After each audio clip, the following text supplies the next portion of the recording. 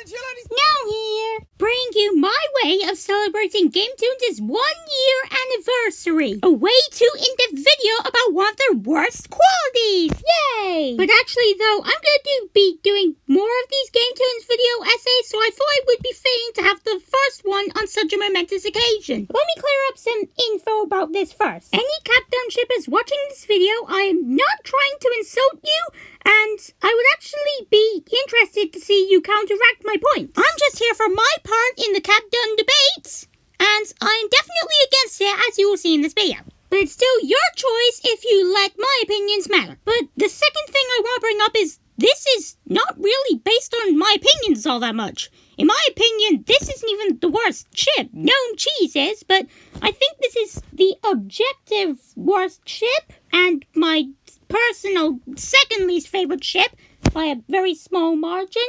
So I'm going to be trying to make this video, objectively. And third, I don't want this ship to be bad. I support ships that actually work as relationships and that I enjoy shipping.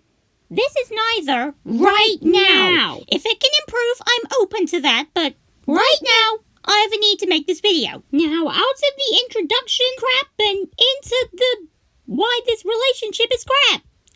So now, let's make like CapDum within 5 minutes of meeting her and get a move on already. I thought I'd start this video off with a logical point. And a decently big one, but not so big that I'm starting off with the best one. Because that's not a good idea. I know Sans would disagree, but I like to save the hardest hits for the finale. So, yeah, let's talk. Like how the GameToons characters talk to us about relationship advice on 3 separate occasions. Veteran and Mr. Cheese in AUL 7 and Mr. Cheese in AUL 27. And wouldn't it be funny if GameToons made a very prominent ship break all 3 of the rules that they set in those advice? No, it wouldn't be funny. It would be annoying, and that's what the ship is. So let's go through them. Like any strong relationship, these photos would take some time to develop. Not in CapDum's case, apparently. They got together within the first 5 minutes of meeting each other, and any development they've had since then was backwards. And the way they got together is really awful as well. CapDum was not only clearly just using her to get to play her, but here's the line of dialogue that apparently started their relationship. You know what would be even better than being best friends? Being brothers! What do you think? Maybe someday, right, Dum? CapDum? You met her, like, today! You can't say that immediately! If he was being serious when he said that, I'm not sure Dum was quite on the same page. So that's another issue. Plus, there's an inherent problem in dating your best friend's sister as well. But I guess it seems kind of in character for CapDum to kind of break the social code when it comes to player. But it's still a definite flaw in the relationship. They never had time to build up a connection before the relationship, so they could never really connect when they actually go through with it. And I'm going to explore that more specifically in the next 2 points. I'd be more worried about them if they stopped fighting, because then you'd know that there'd be nothing left fighting for. Real relationships aren't perfect, and perfect relationships aren't real. I'm actually going to talk about that last part first, just to clear something up that I forgot to at the beginning. I don't think CapDum is a bad ship just because it has flaws. As Veteran so eloquently puts it, real relationships aren't perfect, and perfect relationships are not real, and more worth hanging on to. But when you have as many flaws as I'm going to point out, that's just not a good relationship. I'm going to talk about the first part of Veteran's point now, by conjoining it with Mr. Cheese's advice from the same episode. Communication is one of the keys to a happy, successful partnership. You need to be open about your feelings, good or bad, and set realistic expectations for one another. Also, respect is a big deal, guys. Without a bedrock of respect, you begin to doubt each other's intentions. You will judge your partner's choices and encroach on their independence. You'll feel the need to hide things from one another for fear of criticism. CapDum and Dum are horrible at communication, have issues with respecting each other, and don't really fight for anything in their relationship. I could provide a multitude of examples, starting with their most recent outing in canon, AUL 33. I can directly compare one of their interactions in that episode to BD and Rose in AUL 30. Come on, let's get out of here, like the opportunistic wallaby. CapDum, I really think you've been watching too much Animal Planet. Don't move, honey. You can't see us if we don't move. You watch too many movies.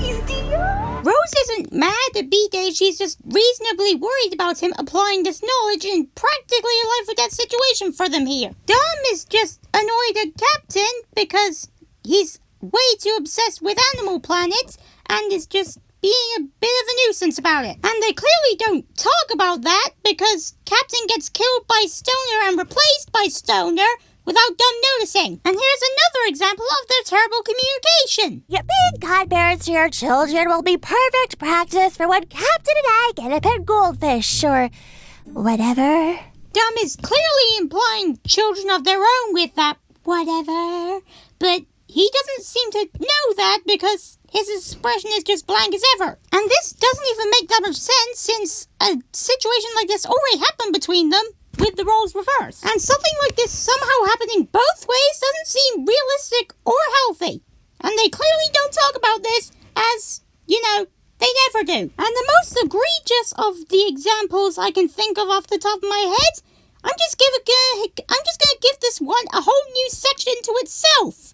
Basically, this section is gonna be the dumpster fire of a dynamic in AUO 22. Let's get into it. It obviously makes sense to start this section with the start of the episode, so let's just start with that, I guess. Hey, how come I have to be the damsel in distress? Why can't I be the cool knight that saves you from the dragon?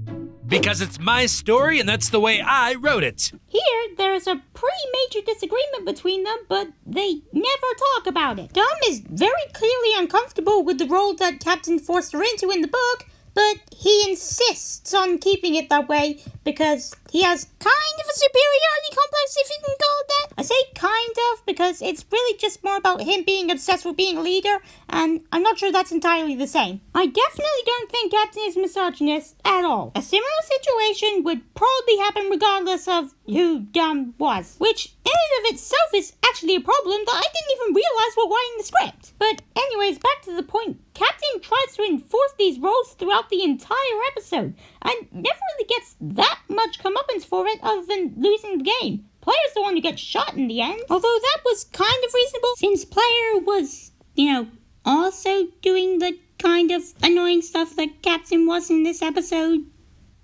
But I just see it as him being overprotective of a sibling, regardless of gender. But again, Dom doesn't like being granted this role, but in the episode, Captain refuses to acknowledge that. And the Animal Planet fiasco shows that even if they did talk about the issue off screen, it's still somewhat prevalent. Again, with the kids thing, because Captain doesn't really seem to be listening to her that much there. And with the whole how they got together thing, since he kind of imposed that recklessly. But now to continue talking about AUO 22 because they are not good here. They actually go against a lot of Mr. Cheese's advice in here. They have no realistic expectations for each other, as proven with the whole trying to bring the fantasy to life thing. He has the expectation for Dunn to just go along with being the damsel in distress even in their real life, and he loses the game for that. The unrealistic expectations play out in other episodes too, like, how they bring up marriage and kids way too early. Aside from their first appearance where they worked semi-good as an imposter duo, they don't really have a lot of respect for each other. Captain forcing them into the roles is an obvious example of the lack of respect in AUO 22, but Dom is as well. I get that it was part of her imposter plan, but she really does not respect their relationship just so she can win the game. She pretends to go along with Captain's insanity about the fantasy roles, and then immediately backstabs him when he does the thing. And while Dom is the one who seems to hide things more, Captain is the one who's afraid of criticism. Thanks for the constructive feedback. It's the only way my writing is going to get better after all. No hard feelings. Captain says you two are no longer on speaking terms. You could say that's just about his writing and not the relationship, but I disagree. As AUL 33 shows, he just goes off and does his leader things and gets really afraid when criticized by Dom. Although, I think I have an interesting theory on why all the Animal Planet stuff is happening in the first place. Let's look at how their relationship progressed across the series. Episode 19, GameToons forces them together within the first 5 minutes of meeting each other to eliminate playcap shippers. Episode 22, their relationship is terrible, but at least a lot of stuff is going on in their relationship. In episode 27, they don't really talk to each other that much. They kind of just talk with each other a few times. And as the or something shows they're definitely realizing the communication problems in the relationship. In AUL 30, they don't talk to each other once. They just kind of, exist next to each other. And in AUL 33, the only interactions they have is Dum getting annoyed at him and not communicating well with him. I think that as the series progresses, they themselves are realizing the complete issues in their relationship and are having problems. And knowing that animals have relatively simple romances, Captain throws himself into Animal Planet to gain their knowledge. But that just enhances the problems because he's thrusting way too much of his time into it and kind of ignoring their relationship. This makes it all sound like they're probably going to break up soon, right? But knowing GameToons, that's definitely not going to happen. And me finally ending this video doesn't also seem like it's going to happen. So I'm just going to try and get this ending point out of the way because this video is already way too long. So I'm just going to make this one the final point I make for the video unless I come up with something else. They're only really shipped because they're canon. They are completely incompatible if you imagine that they aren't. Think about it. They're both dumb, but not in similar ways. Captain has a lack of social skills, but doesn't seem to be that intellectually dumb. Dum does seem to be portrayed as intellectually dumb, but seems mostly fine at social skills. There's definitely a difference there. And Captain's lack of social skills does seem to come into play because it completely breaks the social conduct to, date your best friend's sister. I know I already brought that up, but it's an important message. And Dum doesn't really seem to like Captain based on what players told her about him. You can't really play the enemies to lovers card because it's not really enemies, it's just not hearing good things about them. They do seem to make an okay imposter duo, but that doesn't really count for much. Let me give an example. Nobody ships Bro and Poopy Farts because they work well as imposters. Although maybe they should. That actually could work. Nah, that's a bad example. I'll move on. Stoner and Dum. There, that's a good example that actually involves Captain and Dum. Seeing as Stonecap is also an immensely popular captain ship and my personal favorite of the captain ships. Stoner and Captain actually are the same kind of dumb, have respect for each other, and actually talk about issues when they come up. Stoner and Dum are pretty much as compatible as Captain and Dum. They worked kind of well as imposters together, and you can even play the enemies to lovers card. Kind of. You'd call that an insane crack ship, and you'd be right. But if it became canon, I guarantee that like 50% of the fanbase would start shipping it, even though they're completely incompatible and don't make any sense to pair up canonically unless it's to obliterate other ships. That's essentially what CapDum is in my eyes. But in a completely separate comparison, I can also compare it to one of the most hated ships in the total drama fandom, another fandom I'm in, Gwen X Duncan. Any viewers who also watch this show will understand what the hell I'm talking about. The company forcing them together based on one flimsy similarity, the horrible timing, because one person is clearly still pining over a third party close to the other person, and then not having any chemistry at all throughout the relationship. But there are two key differences. One, no one in their right mind ships the girl with the third party in the GameToons case. And B, they are yet to break up in the GameToons case. And as I said before, Glunkin is pretty much the most hated ship in the entire Toad Drama fandom, so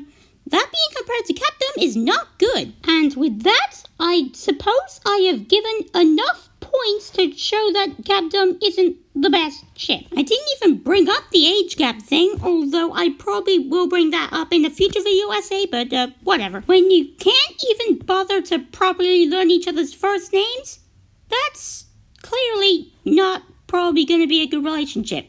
I think I rest my case for now. And with that, I finally conclude this way too long video with... Yay!